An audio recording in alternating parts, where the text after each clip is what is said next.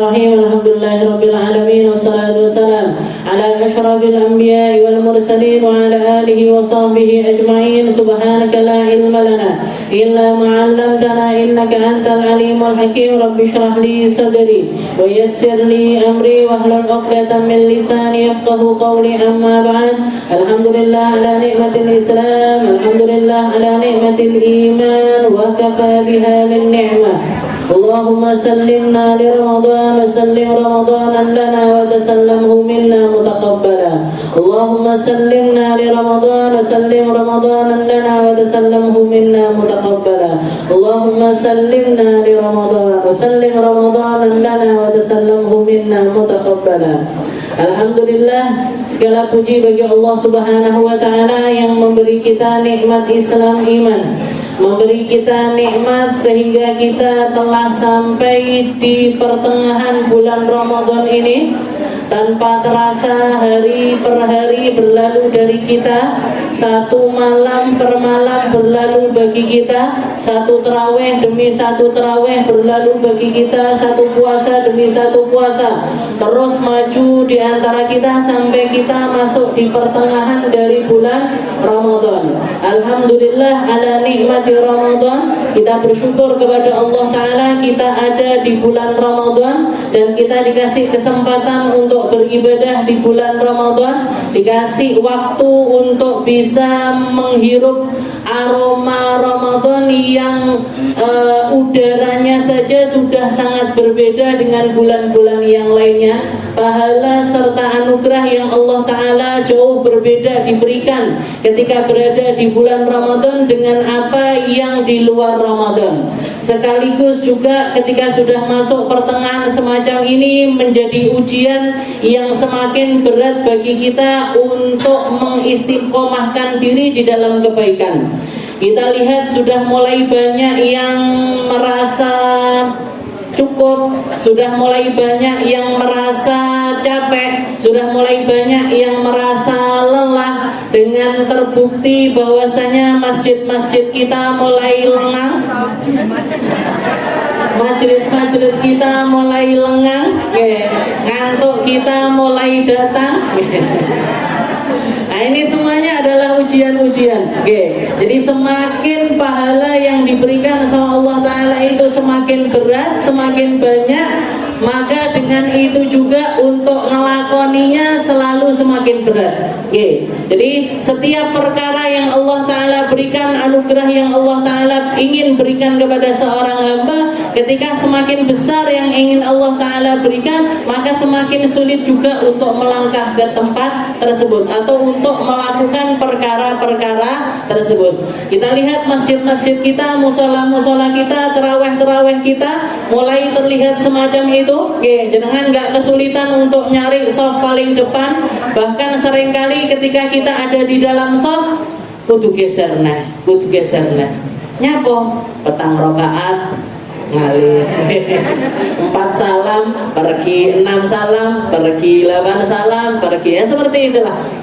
Jadi karena jiwa kita tidak terdidik, karena ruhnya belum terdidik, karena apa yang menjadi motivasi kita untuk mendapatkan perkara-perkara indah ini masih belum menancap betul di dalam hati kita, maka perkara-perkara yang semacam itu menjadi terasa sangat-sangat berat sekali. Oleh karena itulah fungsinya dari kita tadzakur, fungsinya kita saling mengingatkan, fungsinya kita untuk saling menguatkan, fungsinya kita untuk saling mengingat-ingat. Sabdanya Nabi kita Nabi Muhammad SAW, man qama ramadanan imanan wahtisaban ghufira lahu ma taqaddama min dzambih. Yang kita ambil, yang kita pakai pegangan, yang kita pakai prinsip untuk bisa ngelakoni banyak ibadah di bulan Ramadan adalah perkataan Nabi Muhammad SAW yang mengatakan, man qama Ramadan imanan wahtisaban. Barang siapa yang mendirikan malam-malam Ramadan imanan, dengan penuh keimanan dari dalam dalam hatinya wahtisaban, dan penuh kesabaran. Maksudnya penuh kesabaran ini apa? Ini malam 10, ini malam 11, besok jangan sampai malam 12 jangan sampai saya nggak dapat, besok malam 13 saya jangan sampai nggak dapat, besok malam 15 jangan sampai saya nggak dapat, sampai malam 20, sampai malam 25, sampai malam 28, sampai lulus akhir Ramadan. Itu setiap malam harus kita ingat-ingat, setiap hari harus kita ingat-ingat, setiap saat harus kita ingat-ingat. Kenapa? Karena pahala yang ingin Allah Ta'ala berikan gak main-main, Bu. Ghufira lahu ma taqaddama min dzambih. Allah Ta'ala akan menghapuskan semua dosa kita yang lalu. Allah Ta'ala akan membersihkan setiap kesalahan kita yang lalu. Allah Ta'ala akan mengeluarkan kita dari bulan Ramadan. Lek lulus ujiane, kalau bener Ramadannya, kalau indah kebaikan Ramadannya, dia keluar dari Ramadan kayaumi waladathu ummuh, kayak bayi yang baru lahir, resik. Kira-kira pahala yang semacam ini bakalan dikasih sama Allah Ta'ala apa enggak? Sama mereka-mereka sing terawih bolong-bolong. Jare Gusti Allah nyapo tak busek, wong dibusek ngono neh. Ngapain saya kasih pahala yang besar untuk sabar berdiri setengah jam, 1 jam di malam-malam Ramadan aja dia enggan, dia enggak mau untuk nyari rahmatku yang begitu banyak aku tebarkan di bulan Ramadan. Dia enggak kegi kok, enggak pengen kok, enggak mau kok. Ngapain saya kasih pahala-pahala yang semacam itu kepada orang-orang semacam ini? Maka ayo kita terus bangun iman di dalam diri kita terus taruh di dalam diri kita ini semangat motivasi untuk terus menghidupkan malam-malam kita dengan berbagai macam ibadah, plus juga dengan siang-siangnya kita, plus juga dengan pagi-paginya kita. Memang ibadah pagi apa neh ngaji kok di bulan Ramadan, di luar Ramadan akeh sing lemes. Di luar Ramadan aja loh banyak yang ngantuk, apalagi bulan Ramadan. Tapi kalau kita ingat-ingat pahalanya, kemarin saya dengarkan guru saya Habib Ali Baharun ketika beliau mengatakan orang yang berangkat ke majelis taklim di bulan Ramadan, perutnya lagi kosong, kerongkongannya lagi kehausan, dia setiap kali berangkat ke majelis ilmu untuk tolabul ilim, untuk nyari ilmu, setiap langkahnya dikasih sama Allah Ta'ala pahala ibadah setahun. Setiap langkah garang jenengan jerai, tinggal dihitung aja berapa langkah yang kita lakukan sampai kita ke tempat ini, sebanyak itulah Allah Ta'ala memberikan pahala-pahala kepada kita. Nah, kalau misalkan ada orang yang bilang ngarep-ngarep pahala, mungkin kita kalau nggak ngarep-ngarep pahala, ngarep-ngarep apa, Bu? Kita kalau nggak ngarep-ngarep surga, kita ngarep-ngarep apa? Kita kalau nggak ngarep-ngarep tempat kembali yang indah, kita mau ngarep-ngarep apa? Yang bahkan Nabi Muhammad SAW memotivasi kita untuk itu. Salah satu zikir Ramadan yang dari tadi kita ulang berkali-kali, asyhadu an la ilaha illallah astaghfirullah nas'alukal jannata wa na'udzubika minan nar. Jaluk sama Allah Ta'ala itu minta, sama Allah Ta'ala itu minta yang banyak. Jangan minta perkara remeh-remeh, jangan minta perkara kecil-kecil. Jaluke panggah duwe, ya Allah, rezeki yang besar, yang banyak, yang luas, halalan, thayyiban.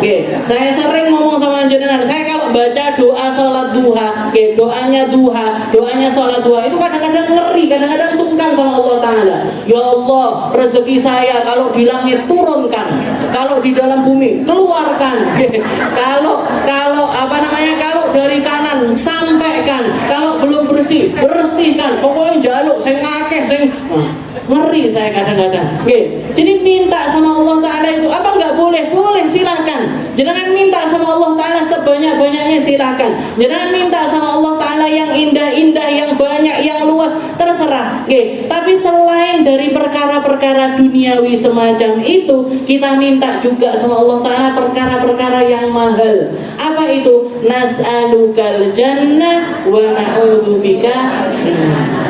Minta sama Allah Ta'ala masuk surga, minta sama Allah Ta'ala tempat kembali di surga. Kenapa? Karena di alam akhirat itu tempat kembalinya cuma dua. Lek ndak surga ya jenengan teng neraka. Mau kita masuk neraka kan nggak mau. Berarti apa? Nggak ada jalan lain, nggak ada pilihan lain kecuali kita minta surga sama Allah Ta'ala. Nas'alukal jannah. Bahkan Nabi Muhammad SAW mengatakan minta sama Allah Ta'ala sesuatu la ghina ankum minhuma, yang kalian semuanya nggak butuh tentang perkara tersebut. Apa itu? Minta surga, minta dijauhkan dari neraka. Ini zikir Ramadan yang diajarkan sama Nabi Muhammad SAW. Setelah dibuka dengan rayuan dulu, setelah dibuka dengan pengakuan dulu, setelah dibuka dengan kata-kata manisnya kita dulu kepada Allah Ta'ala. Apa? Asyhadu an la ilaha illallah. Kenapa kita ikrar syahadat? Kenapa kita ikrar kalimat paling murni yang bisa kita ucapkan dengan lisan kita?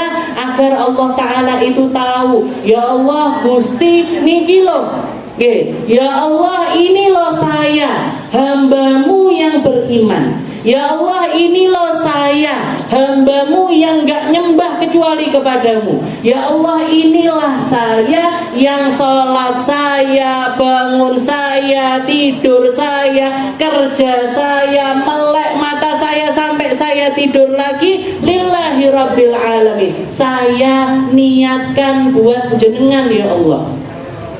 Asyhadu an la ilaha. Setelah itu apa? Kita ngaku, ya Allah, meskipun saya mengaku semacam ini, tapi saya tahu lalai saya itu banyak. Saya tahu salah saya itu banyak. Dieling ne eling lali neh, dieling ne eling neh lali neh. Terus gitu aja mendino. Seperti itu terus kita lakukan. Maka kita di selain mengatakan syahadat, kita juga minta ampun sama Allah Ta'ala. Asyhadu an la ilaha illallah, astaghfirullah. Astaghfirullah. Bahkan setiap kali selesai kita sholat, assalamualaikum warahmatullah, assalamualaikum warahmatullah. Para ulama mencontohkan kepada kita kalimat yang pertama kali kita minta apa? Astaghfirullah. Astaghfirullah. Sholat loh Bu. Sholat ini kan ibadah.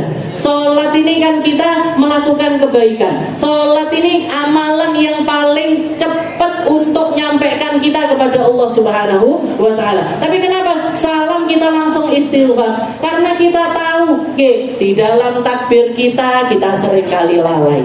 Fatihah yo lali, maca ayat yo lali. Salam itu loh ditanya, mang imame maca apa? Apa yo? Suratnya imam setelah Fatihah tadi apa? Tas salam loh Bu, wis lali bisa. Sudah lupa. Bahkan gitu kok bacaannya imam, bacaannya kita sendiri kadang-kadang kita lupa. Iki mang wis Fatihah apa dulu? Ini tadi sudah benar apa salah? Ini tadi rakaat 1 apa rakaat 2? Di dalam sholat loh lali dia. Makanya paling pantasnya kita salam assalamualaikum ini nggih langsung istighfar. Astagfirullah. Ya Allah mang sholat eling pemean. Ya Allah mang sholat eling takjil. Ya Allah mang ngaji loh sing dipikirin kok takjil loh. Kok mulai kok kene kok belanja pisan, tuku sayur, tuku iki. Tinggi apa tinggi buko. Seperti itulah manusia. Nah, setelah syahadat istighfar, habis itu kita minta dua perkara ini yang kita nggak perlu terhadap perkara tersebut. Minta surga, minta dijauhkan dari api Kita lanjutkan pembahasan kita masih di dalam tafsir Juz Amma, masih di dalam tafsir surat Al-Asr. Setelah kemarin kita menyelesaikan surat Al-Humazah, dan di akhir-akhir surat Al-Humazah kita juga diingatkan sama Allah Ta'ala tentang ngerinya keadaan neraka, tentang buruknya keadaan manusia di dalam neraka, dan begitu buruknya azab yang Allah Ta'ala berikan kepada para penduduk neraka. Dan orang-orang yang dihinakan sama Allah Ta'ala dengan neraka, yang diberikan kemudorotan paling besar dengan dimasukkan di dalam neraka, termasuk salah satunya adalah dua jenis manusia yang kemarin kita bahas. Yaitu yang pertama, orang-orang yang lisannya ini nggak bisa dikontrol dengan cara mereka seringkali ngomongin orang, adu domba kepada orang lain, berbohong dan lain sebagainya. Wailul likulli humazatil lumazah. Neraka wail tempatnya bagi setiap orang yang suka mencela orang lain, yang suka ngomongin orang lain, yang suka berkata buruk kepada orang lain ataupun juga merendahkan orang lain. Alladzi jama'a malan wa 'addadah, dan juga mereka-mereka yang seringkali mengumpulkan harta hanya untuk dihitung-hitung, hanya untuk ditumpuk-tumpuk, hanya untuk dijadikan sesuatu yang menurut mereka sebuah kebanggaan ketika mereka memiliki itu semuanya dengan jumlah yang banyak ataupun juga tumpukan yang banyak. Ini dua jenis manusia ini tempat kembalinya adalah di neraka wail. Maka di dalam perkara duniawi, di dalam perkara duniawi ataupun di dalam perkara lisan kita, aturan Allah Ta'ala amat sangat ketat di dalam mengatur perkara-perkara tersebut. Jadi lisan yang kecil, yang mungil, gak pakai tulang, tapi seringkali manusia banyak masuk ke dalam neraka. Illa hasaidu alsinatahum, katanya Nabi Muhammad SAW. Berapa banyak orang masuk neraka itu cuman gara-gara panenan dari apa yang keluar dari lisan mereka. Jadi aturan Allah Ta'ala di dalam lisan ini sangat-sangat ketat sekali. Nabi Muhammad SAW mengatakan, man kana yu'minu billahi wal yawmil akhir falyaqul khairan aw liyasmut. Ini sebenarnya sudah cukup bagi kita untuk jadi pakem ngomong. Untuk jadi aturan main dari apa yang keluar dari lisan kita. Katanya Nabi Muhammad, barang siapa yang beriman kepada Allah Ta'ala dan beriman kepada hari akhir, ngomong yang baik. Ngomong yang baik. Kalau nggak bisa ngomong baik, diem. Ngomong yang baik, kalau nggak bisa ngomong baik, diem. Nanya yang baik, kalau nggak bisa nanya yang baik, diem. Jadi perkara lisan ini yang keluar dari lisan kita harus sesuatu yang baik. Kalau sesuatu yang mau keluar wes kudu-kudu muntup-muntup mau ngomong elek, gergetan misalkan, sakit hati misalkan, ngelihat sesuatu yang nggak sesuai dengan keinginan kita, pengen ngomong yang buruk. Ini kalau Ramadan lebih gampang cara kita nanggulanginnya. Kalau kita lagi puasa lebih gampang bagi kita untuk ngeremnya. Kata yang Nabi Muhammad, kalau idza jahalahu ahad, kalau ada orang yang menyulut emosimu sehingga kamu mau ngomong keluar kata-kata yang buruk, ucapkan kepada dirimu dan ucapkan kepada orang yang bersangkutan, inni shaim, inni shaim, inni shaim. Poso, ojo ngomong aneh. Poso, jangan sampai nyelatu uang. Poso, ojo rasan ae gitu. Jadi diingetin dengan cara berpuasa. Kalau di luar bulan Ramadan, dieling-eling. Falyaqul khairan aw liyasmut. Kalau nggak bisa ngomong baik, maka lebih baik diam. Katanya salah satu sahabatnya Nabi Muhammad SAW, Abi Dzarrin Al-Ghifari, beliau mengatakan, ta'allam as-sukut. Belajarlah diam sebagaimana kalian itu belajar ngomong. Belajar diam sebagaimana kalian itu dulunya belajar ngomong. Kita belajar ngomong itu pelan-pelan. Belajar diam juga gitu Bu, pelan-pelan. Pelan-pelan. Kalau biasanya sehari itu ngomong 30.000 kata-kata, ya dengan ngitung apa enggak kata-katanya. Kalau setiap harinya itu kita ngomong pagi, siang, sore, malam kita ngomong terus, jajal satu waktu diperayat nih. Pokoknya isu aku poso ngomong. Nah, berarti ngomongnya kapan? Siang, sore, malam, sampai tengah malam. Nah, nanti habis itu kalau sudah bisa nih pagi puasa diem ini sudah bisa ditambahi awan yo menang. Nanti ditambahi lagi sore yo menang. Ditambahi lagi malam yo menang. Berarti menang terus Ustaz. Mendingan gitu Bu. Mendingan banyak diemnya ketimbang kita itu banyak ngomongnya. Mendingan banyak diemnya daripada nggak banyak. Jadi ini dua perkara ini tadi. Jadi omongan sama yang kedua adalah tentang harta dunia. Harta dunia. Jadi yang zaman sekarang ini banyak orang make patokan keberhasilan atau kenikmatan atau orang yang dimuliakan sama Allah Ta'ala itu adalah orang-orang yang berduit, orang-orang yang punya harta, maka harus dibalik mindsetnya kita. Jadi pikirannya kita di dalam memandang orang lain tentang hartanya itu tidak seperti itu. Kalau Allah Subhanahu Wa Ta'ala melihat harta seseorang atau melihat kekayaan yang ada di dalam diri seseorang itu tidak semata-mata tentang banyaknya, tapi yang dilihat sama Allah Ta'ala adalah tentang kebermanfaatannya. Kalau ada orang punya harta banyak, loman, dermawan, suka berbagi, suka nolong orang, zakate digenah nih, sedekahe digenah nih, jariyahe digenah nih, maka kita patut untuk ngiri sama orang-orang semacam itu. Iri sama orang kaya, bukan cuma tentang kekayaannya, tapi tentang amaliyah yang bisa dia lakukan dengan kekayaan tersebut.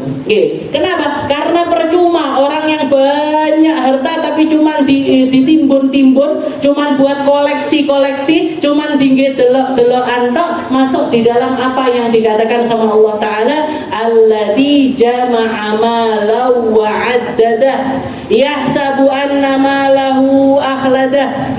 Mereka punya pikiran, dan orang yang semacam ini, orang yang cinta dunia, itu rata-rata pikirannya adalah mereka mengira kehidupan ini akan terjadi selama-lamanya. Dikira urip terus, dikira enom terus, dikira ayu terus, dikira sehat terus, dikira kuat terus. Orang yang memiliki, orang yang sukanya numpuk-numpuk harta, itu biasanya pikiran mereka alladzi jama'a malahu wa 'addada yahsabu anna malahu akhlada. Dikira dia akan langgeng abadi bersama dengan hartanya selama-lamanya. Padahal semuanya ada batas waktunya. Kecantikan ada batas waktunya, kesehatan ada batas waktunya, umur ada batas waktunya, kepemilikan harta ada batas waktunya. Berapa banyak orang di sekitarannya jenengan yang dulunya kaya raya sekarang jadi orang nggak punya. Dan berapa banyak orang yang dulunya orang nggak punya sekarang jadi orang kaya raya. Berapa banyak orang yang dulunya cantik luar biasa sekarang juga sekarang juga hilang Bu. Sing biyen motone blolok-blolok, apa namanya, idepe pipine merah, kulitnya putih. Saiki itu maksudnya yang umurnya sudah 60 tahun ke atas. Kalau mau tetap kinclong ya kudu di jempuli, gitu. Kalau mau tetap cantik ini kelihatan, ditambahi ini, ditambahi. Seperti itulah kehidupan. Alladzi jama'a malahu. Kalau Sayyidina Al-Habib Abdullah bin Alawi Al-Haddad pernah mengatakan, idza anta, kalau kamu itu begitu senang dengan dunia, kalau kamu begitu senang dengan dunia, fatlubha min sahibiha.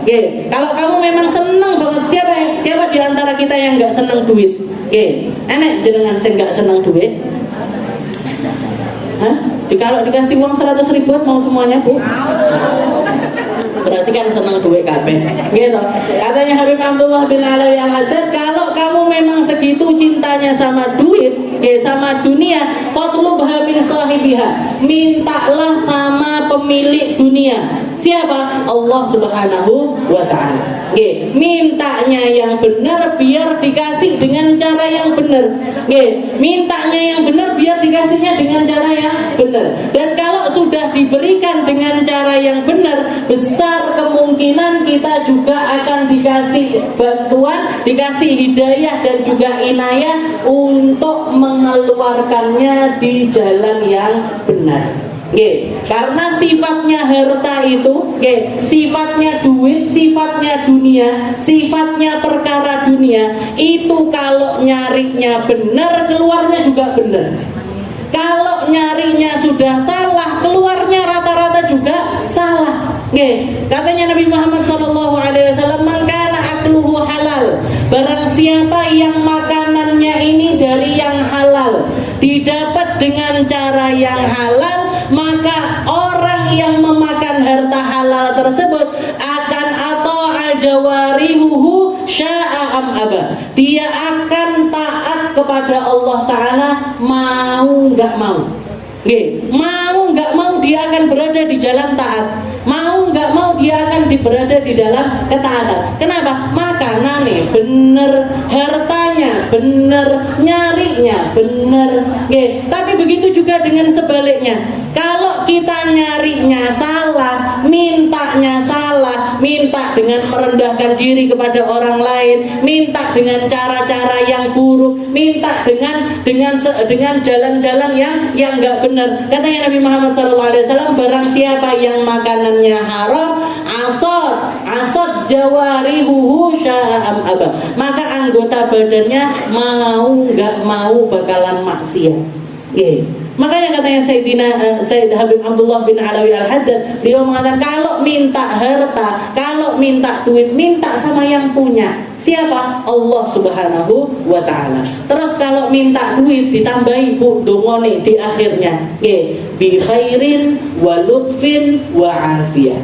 Saya minta harta ya Allah yang banyak, yang luas, yang bisa saya pakai untuk melakukan kebaikan, tapi bi khairin wa lutfin wa afiyah. Tapi nyampeknya ke saya dengan cara yang lembut, dengan cara yang baik, dengan cara yang penuh dengan afiyah. Kenapa? Karena berapa banyak orang minta sama Allah Ta'ala, pokoknya maunya dapat. Pokoknya mintanya maunya dapat. Sehingga apa? Tidak dikasih sama Allah Ta'ala apa yang dia minta, tapi dengan cara-cara yang kasar. Seperti saya pernah dengar kisah, ada satu orang minta doa sama Allah Ta'ala, ya Allah, saya ini pengen khusyuk ibadah, saya ini pengen hari-hari saya ini saya habiskan untuk beribadah toh. Tapi di satu sisi saya juga harus nyari makan ya Allah.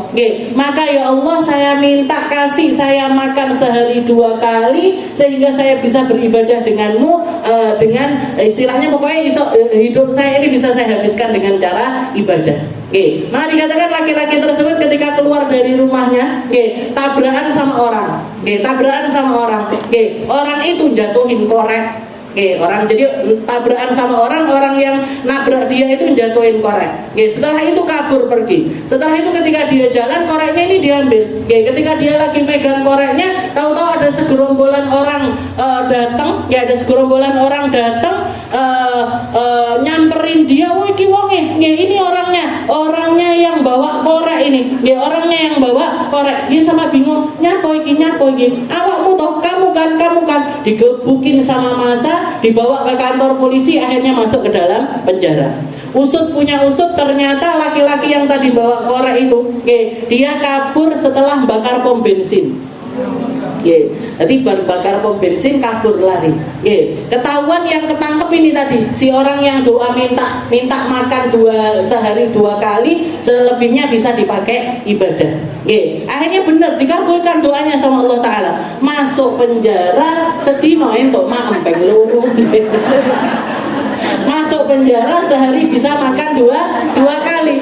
Selebihnya apa? Selebihnya dia bisa sholat khusyuk. nggih. Wis ora usah kerja nggih to. Ora usah golek duit, ibadah tok. Tapi ya ibadah bener tapi di dalam penjara. Nggih, makanya para ulama mengatakan kalau doa apapun sebenarnya, nggih, doa apapun sebenarnya di akhir di ujungnya itu jenengan tambahi bi khairin wa lutfin wa afiyah. Nggih, ya Allah saya minta ini, saya minta rumah, nggih, bi khairin wa lutfin wa afiyah. Saya minta sehat, bi khairin wa lutfin wa afiyah. Saya minta motor, bi khairin wa lutfin wa afiyah. Nggih, minta apapun. Saya minta ya Allah saya mau nyekolahin anak saya, bi khairin wa lutfin wa. Jenengan tambah bi khairin wa lutfin wa afiyah. Karena takutnya nyampenya ke kita itu banyak yang enggak baik. Oke, ada juga beberapa waktu yang lalu ini ada orang juga cerita, dia pernah minta sama Allah Ta'ala, pengen punya duit 2 miliar.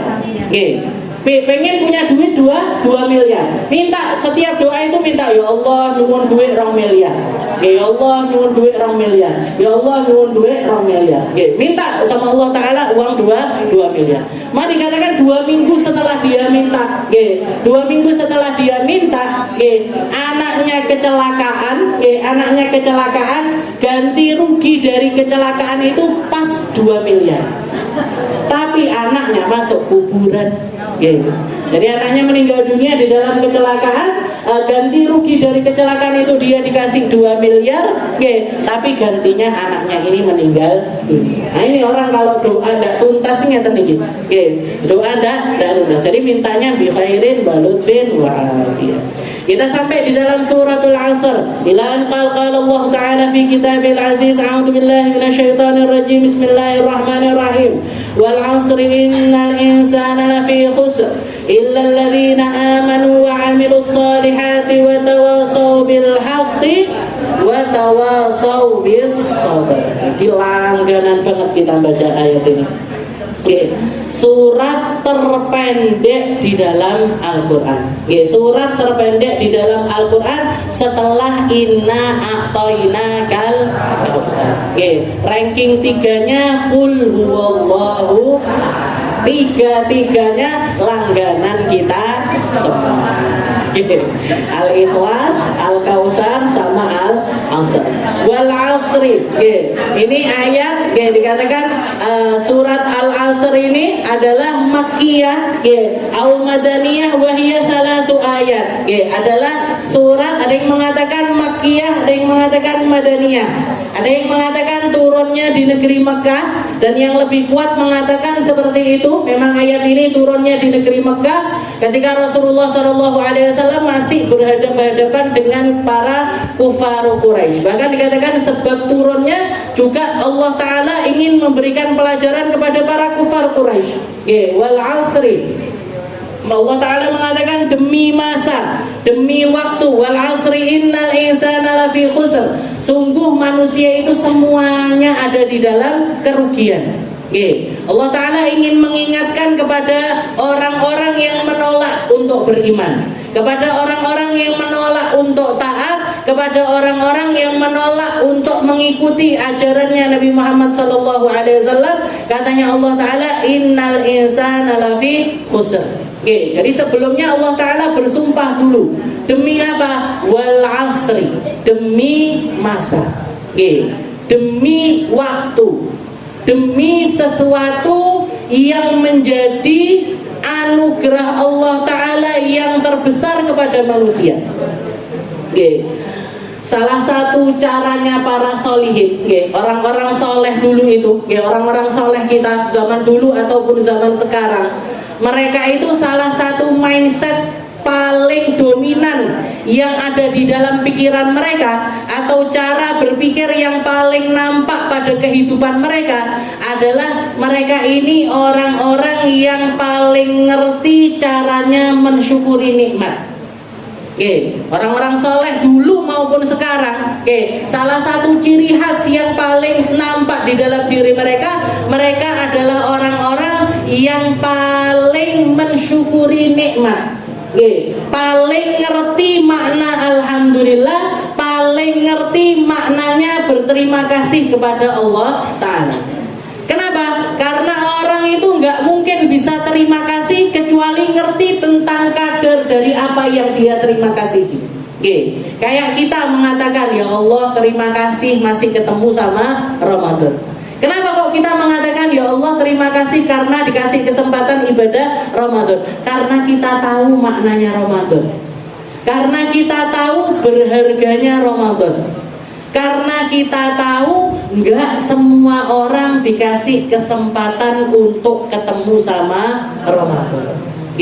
Berapa banyak orang yang ketemunya Ramadan sehari? Ada yang ketemu 2 hari, ada yang ketemu seminggu. Bahkan kemarin saya dengar kabar salah satu hubabah yang ada di Jakarta sana umur 90 tahun lebih meninggal kemarin. Umurnya 90 tahun lebih. Ketika ditanya sama Ustazah Halimah, pernah nanya sama hubabah itu, namanya Hubabah Lulu. Hubabah Lulu Al-Habsyi ini ditanya, Hubabah, antum ini ngajar mulai umur berapa? Beliaunya menjawab, saya ngajar mulai ketika saya masih perawan. Jadi masih belum umur 20 itu sudah ngajar. Dan beliau habiskan sisa usianya ini sampai umur 90 tahun lebih itu dari satu majelis ke majelis, dari satu tempat ngajar ke tempat ngajar yang lainnya. Jangan bayangkan berapa banyak waktu yang dihabiskan untuk ngajar dan seberapa banyak manfaat dari keilmuan yang beliau miliki. Saya aja nggak ngerti Bu sampai umur piro. Istilahnya majelis ini, saya dikasih kesempatan untuk ngajar, ketemuan sama orang, untuk nyampaikan ilmu ini sampai umur berapa, bisa sampai kayak Hubabah dulu sampai umur 90 tahun lebih atau enggak, itu kan kita nggak ada yang tahu. Nah ini salah satu contohnya orang-orang yang paling dikasih sama Allah Ta'ala kebermanfaatan di dalam hidupnya. Dan yang paling nampak dari kebermanfaatan itu apa? Pondasi utamanya atau modal utamanya apa? Modal utamanya ya ini al-asri. Umur. Kita itu nikmat terbesar yang Allah Ta'ala berikan kepada kita itu umur. Kenapa? Karena dengan masih adanya umur, masih adanya kesempatan. Ketika masih adanya kesempatan, ada banyak hal yang bisa kita lakukan untuk mengisi umur-umur tersebut. Jangan mau ngisi pakai sholat silahkan, mau ngisi pakai ilmu silahkan, mau ngisi pakai sedekah silahkan, mau ngisi pakai zikir silahkan, mau ngisi pakai hal apapun silahkan. Kenapa? Karena ini nanti kalau sudah masuk ke dalam kuburan, entek Bu, in qata'a amalu. Idza mata ibnu Adam in qata'a amalu. Kalau sudah anak Adam itu mati, masuk ke liang lahat, putus semuanya. Makanya di alam akhirat itu orang-orang ahli kubur itu minta sama Allah Ta'ala, ya Allah, Rabbirji'un, ya Allah kembalikan kami ke dunia, la'alli a'mal salihan fima taraktu. Katanya mereka apa? Ya Allah kembalikan saya ke dunia. Kenapa? La'alli a'mal salihan, biar saya beramal soleh fima taraktu, karena dulu saya kadung ninggalin ya Allah. Terawih kadung tak tinggal separuh-separuh ya Allah.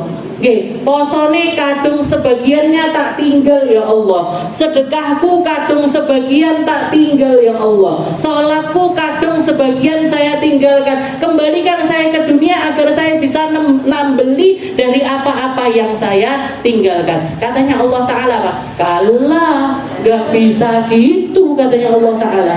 Nanti saya gak adil dong sama orang-orang yang mati amal kebaikannya ini sudah mereka sempurnakan. Nanti saya nggak adil dong sama orang-orang ahli sujud, sama orang-orang ahli sedekah, sama orang-orang ahli kebaikan, orang-orang ahli silaturahim dan lain sebagainya. Kamu dapat waktu yang sama seperti mereka, tapi mereka bisa melakukan, kamu kenapa meninggalkan? Mereka sempat sujud, sempat sholat, sempat ngamal, sempat awakmu podo, dijejer nanti Bu, yang dikasih umur 60 sama umur 60, yang dikasih umur 50 sama 50, yang dikasih umur 70 sama 70, yang dikasih umur 80 sama 80. Iki 80 tahun tapi amalnya ngene. Awakmu?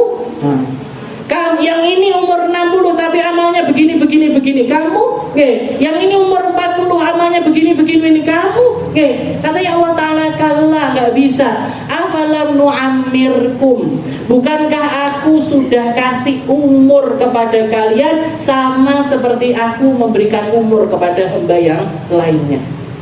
Jadi umur ini adalah modal utamanya seseorang, modal awal untuk kita melakukan segalanya. Kenapa? Karena ketika umur sudah habis, tidak bisa nyapu-nyapu.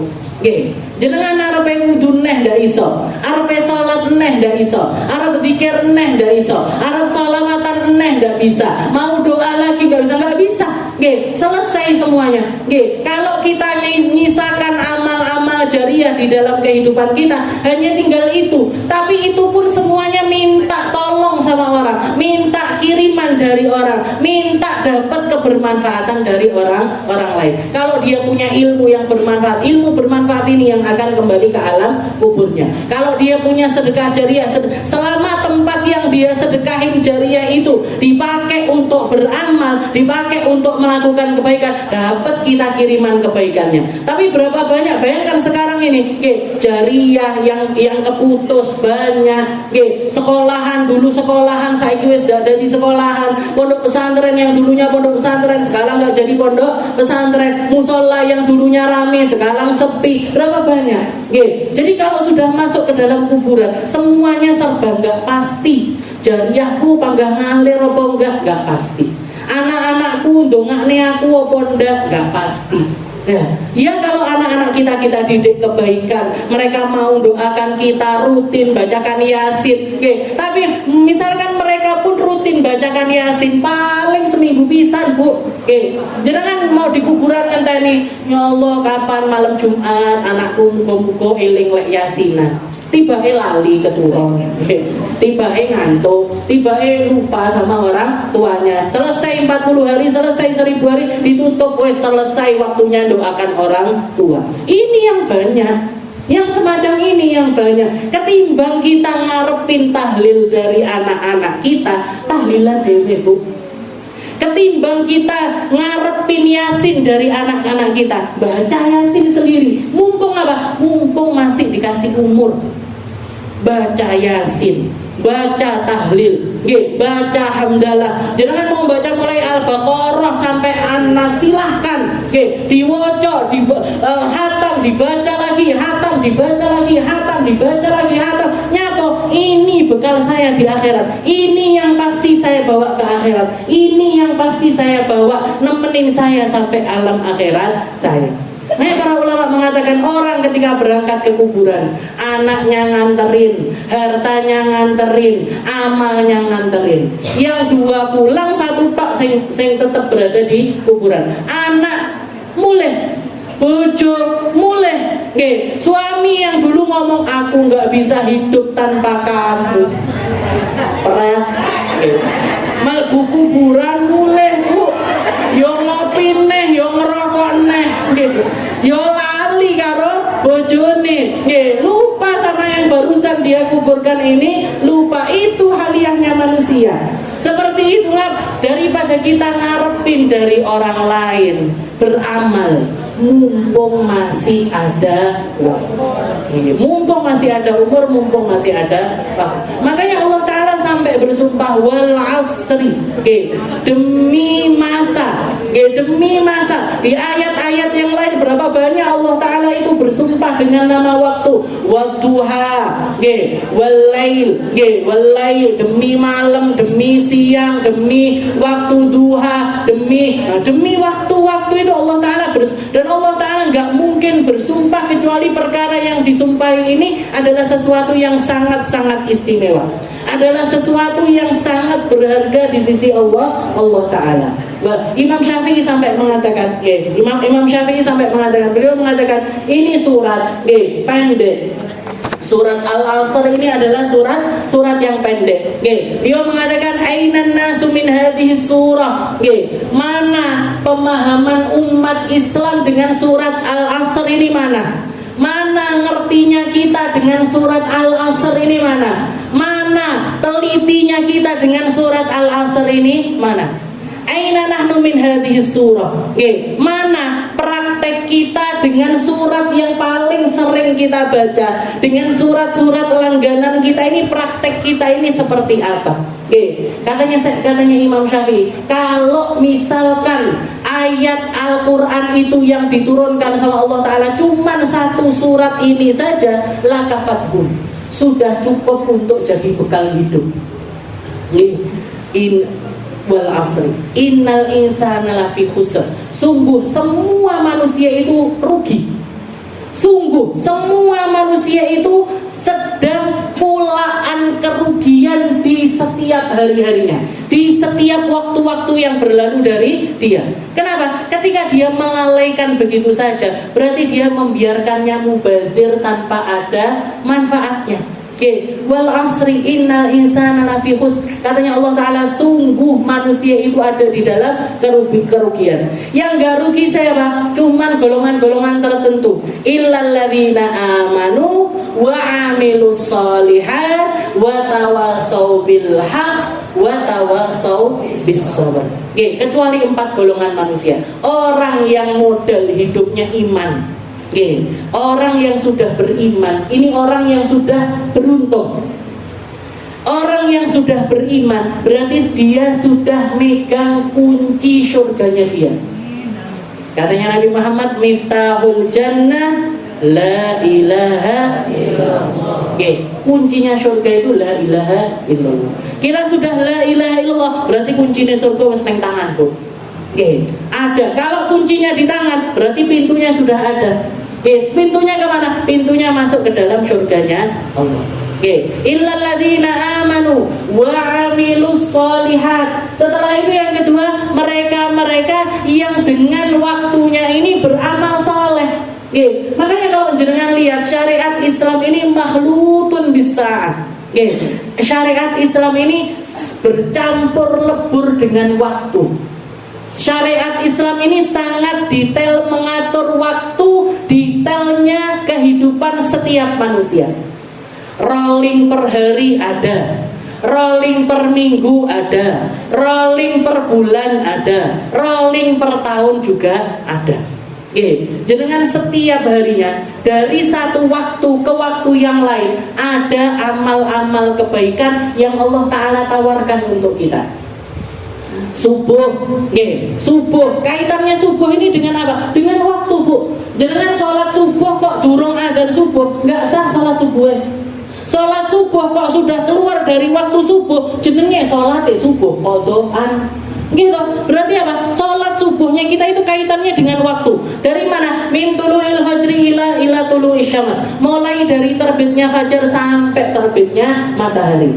Di luar waktu tersebut nggak sah orang sholat subuh. Kalau sebelumnya sholat subuhnya nggak sah, kalau setelahnya berarti subuhnya tadi qodaan. Nanti jalan sedikit isyraq sampai matahari terbit. Apa tawarannya Allah Ta'ala di waktu isyraq? Salat isyraq. Disunahkan kita untuk melaksanakan sholat isyraq. Katanya Nabi Muhammad, barang siapa yang sholat subuh berjamaah, setelah selesai sholat subuh dia zikiran, melakukan kebaikan, baca Al-Quran dan lain sebagainya, nggak berubah, nggak pindah dari tempatnya ila antasyrik sampai matahari itu terbit. Setelah matahari terbit dia sholat 2 rakaat. Katanya Nabi Muhammad, itu pahalanya seperti orang yang melaksanakan kahajin wa umratin taman. Kayak orang haji umrah sempurna. Selesai sholat isyraq jadi Bu Hajah kabeh jenengan. Jadi Bu Hajah semuanya, sakingnya nggak tegel arep ngomong Bu Hajah. Napa durung nang Mekah. Tapi setiap subuh ini, setiap isyraq ini kita punya kesempatan untuk dapat pahala yang besar setiap paginya.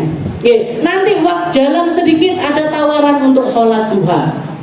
Kalau ada majelis ada kesempatan untuk belajar, ada kesempatan untuk thalabul ilm. Nanti ketemu duhur, ketemu asar, ketemu maghrib, ketemu isya. Mana dari ibadah-ibadah ini yang gak berkaitan dengan waktu? Mana dari ibadah-ibadah ini yang gak ada kaitannya dengan wal asri? Yang gak ada kaitannya dengan masa, gak ada kaitannya dengan umur. Semuanya berkaitan dengan waktu. Kenapa? Karena itu modal utamanya manusia. Nanti ada lagi bulan, bulan kayak ini Ramadan. Awal mulanya ada waktunya, akhirnya juga ada waktunya. Orang puasa di selain bulan Ramadan nggak jadi puasa wajib. Pahalanya bukan puasa wajib, nggak wajib juga untuk diqodoi. Nah, tapi kalau kita puasa Ramadan, jadi Ramadan berkaitan dengan waktu, zakat berkaitan dengan waktu, sedekah berkaitan dengan waktu. Semuanya ada waktu-waktunya. Doa ada waktunya. Bahkan jual beli loh bu, enek waktunya.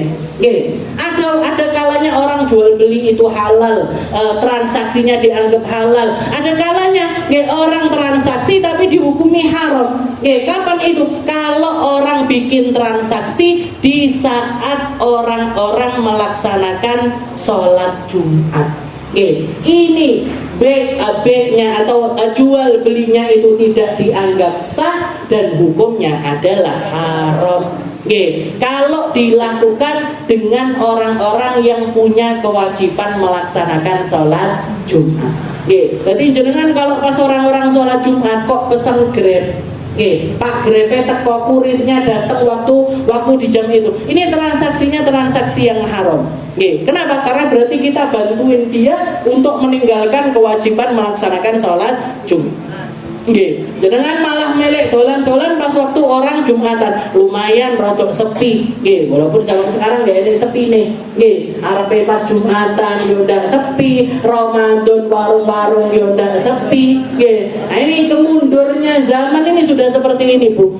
Kalau kita nggak bersiap dengan iman kita, kalau kita nggak bersiap dengan kekuatan kita untuk istiqomah di jalannya Allah Ta'ala, nggak akan ada yang bisa nolongin kita untuk menyelamatkan diri kita dari nerakanya Allah Ta'ala. Na'udzubillahi min dzalik. Wal 'asri, innal insana lafi khusr. Makanya dikatakan yang dimaksud wal 'asri jam 10 lebih 10. Wal 'asri. Innal insana lafi khusr illa alladziina aamanu wa 'amilus shalihaati wa tawassaw bil haqqi wa tawassaw bis sabr. Para sahabatnya Nabi dikatakan, sahabat orang-orang di zamannya Nabi dulu, setelah turun surat Al-Asr ini, setiap kali setelah turun surat Al-Asr, setiap kali mereka berkumpul, entah itu 2 orang, 3 orang, 5 orang, 10 orang, selesai majelis atau selesai duduk-duduk itu, mereka sempatkan untuk baca surat Al-Asr. Wal 'asri innal insana lafi khusr illa alladziina aamanu wa 'amilus shalihaati wa tawassaw bil haqqi wa tawassaw bis sabr. Habis itu baru pisah, habis itu baru pergi. Kenapa? Untuk saling mengingatkan. Untuk saling mengingatkan tentang cara kita di dalam memperlakukan waktu. Duduk-duduknya kita ini tadi, semuanya ada di dalam kesesatan kalau 4 perkara ini nggak ada di dalam duduknya kita. Kalau kita bukan orang iman, kalau kita nggak ada amal soleh di dalamnya, kalau nggak ada saling wasiat kebaikan, nggak ada saling wasiat di dalam kebenaran, maka di situ duduknya kita menjadi duduk yang khusr, yang ada di dalam kesal. Jadi para sahabat itu seperti itu. Setelah turun surat Al-Asr, setiap kali mereka duduk-duduk itu terakhirnya itu diakhiri dengan surat Al. Sekarang zaman sekarang ini yang saya lihat murid-muridnya Ustadz Ihya Ulumuddin, Ujon, itu beliau membiasakan ke murid-muridnya ataupun juga santri-santrinya setiap kali rapat, setiap kali selesai apapun kegiatan yang dilakukan itu selalu ditutup dengan surat Al-Asr. Kenapa? Biar kita tahu, diingat lagi. Ini tadi percuma semuanya kalau nggak ada di dalam kebaikan, kalau tidak saling berwasiat kebaikan. Wallahu a'lam bishawab. Insyaallah kita lanjutkan terakhir di minggu depan. Minggu depan adalah minggu pertemuan Ramadan kita yang terakhir, dan insyaallah kita selesaikan pembahasan kita di dalam surat Al-Asr.